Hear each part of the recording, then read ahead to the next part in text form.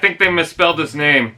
Yeah, drones have names. You had Steve, Gary, and now Brent. Brunt is an interesting toy. The idea behind it follows up with the Titan character weaponizers in the Siege line. Brunt's inspired by the tank that forms accessories from the old Trypticon. He has the energy of Tankor, and the robot is inspired by a Centurion droid from the comics. While he was a piece of Trypticon originally, sold separately in the Generations toys, and with his drone-style appearance, many people have purchased multiple of the same figure, both to play with his weaponizer gimmick to build what they want, and to create an army of these. Special thanks to 01 Transfan for sending this out. In alt mode, Brunt transforms into some sort of purple tank with a massive turret on top. Looks pretty similar to the original base figure that inspired this, but the details have been largely improved thanks to the mold outlines and more color, especially the gray additions. Unlike Barney, this one doesn't look too friendly, but like Barney, you can tell there's some guy inside, with his head poking out like he's a nosy neighbor behind a fence. I like the colors with the silver and yellow touches. Gray secondary color, dark metallic treads for a little extra, and instead of a transparent cannon, it's painted in a nice metallic burnt orange. Look at the hardware detail molded in. The yellow lights that sink into the figure against the nice vibrant purple feels proper. That's a nice big cannon formed from the two legs. It can move up, down, and rotate. And you can modify the barrel to extend it, using the side piece, use the top connection, or removing it completely. You could use the joints in the legs to have this effect, confusing the enemy momentarily to strike. Make sure you configure this in the proper way. The 5mm ports on the turret fits directly into the cavity. There's blast ports and portholes in places, including the back of the gun as some sort of blowback. And you can flip the front peg, but it's useless unless you have something to add. Like, let's say, a drill. Thought of that at the top of my head.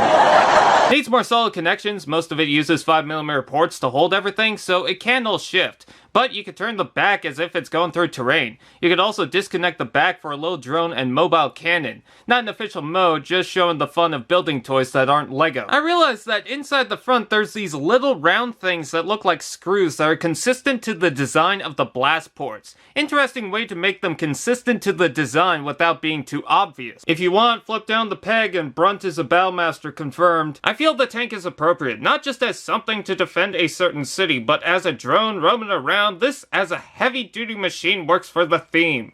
Plus the purple color screams Decepticon constructed and proud. Robot mode.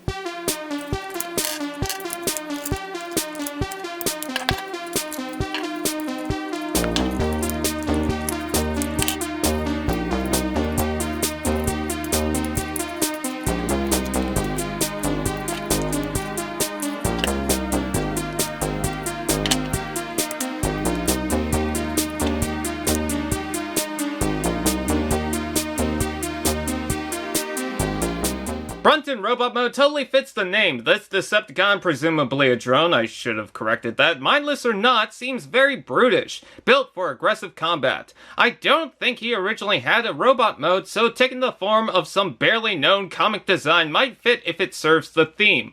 I think it works for the character. This literal tank was built to bruise. With his giant claws he could either crush or pinch with. So if you got walnuts that need cracking, well, we got the guy. So much of the tank detail embeds into the robot, mostly because they're not going for a graceful car. But the only kibble seems to be the rotational piece of the turret. Otherwise, the detail incorporates well with it. The lights seem practical, especially on the shoulders, and the treads even look like they're incorporated as a gearing mechanism to help support the chonkness.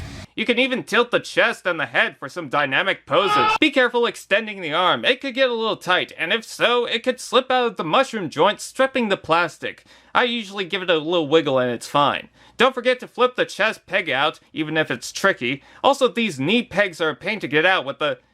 Is that chipped? Damn it, Hasbro! I expect perfection, and if it's not that, it's garbage! I love the head. It's so early sci-fi with the emotionless yet somehow angry face and a Star Trek visor that wraps around the head until the hollow back girl gets in the way.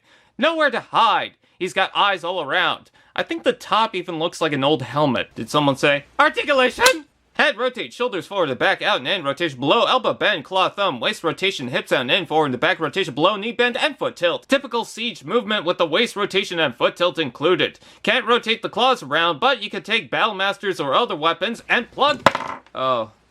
Sad react.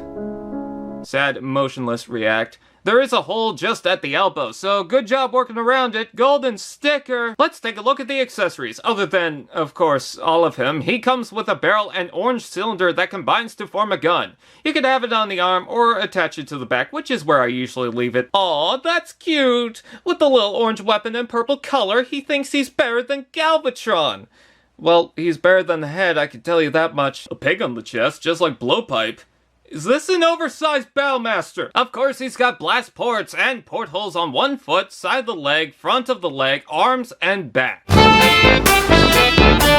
The whole gimmick of these weaponizers is to disconnect it to form multiple weapons, and in Brunt's case, it's sad. Even with the originals and Power Dasher repaints, he was the only Decepticon. I guess another reason to army build. Glad we now have Fast Track and Earthrise coming. You can customize with all the parts. He forms 2 claws that can be boots, 2 legs that can combine to form a larger gun, a shield thing, of course the gun, some shorts, and this reactor of some kind. For the demolition loadout, whatever figure you add this with will have the supported arsenal of taller shoes, a shield that seems slapped on because what else are you gonna do, an extended cannon that confirms he's trying to be Galvatron, and a giant shoulder cannon that piques Perceptor's curiosity. I'd imagine this is more for firing and destruction, but also defense with that shield. Love how the cannon comes together, but the highlight is that over-the-shoulder gun with a little bit of movement, which screams, "Don't mess with me!" In the Serpentine loadout, I think we get the idea where it got its name. You get a shield, solid effort, a gun on the side, and,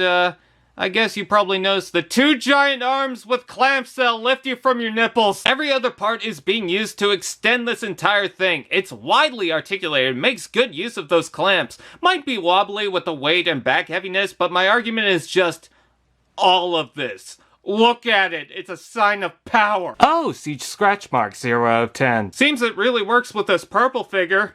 Wonder if there's a reason they work well together. I think if he saw this, Spider-Man would pee himself. The Decepticons were certainly lacking when Siege started, until it picked up. But still, the advantage with Brunt is that he had no competition from his side, making him feel very unique and necessary for the gimmick. But even taking that out, Brunt makes a pretty good drone, if he is that. His presence feels built for his cause. I think they did a pretty good job with redesigning the original, giving more needed texturing to ensure Brunt stands with the modern toys. I'd say get it if you're able. Special thanks to 01 Transfan for helping me get this. No one can resist the claws! Did you hear something?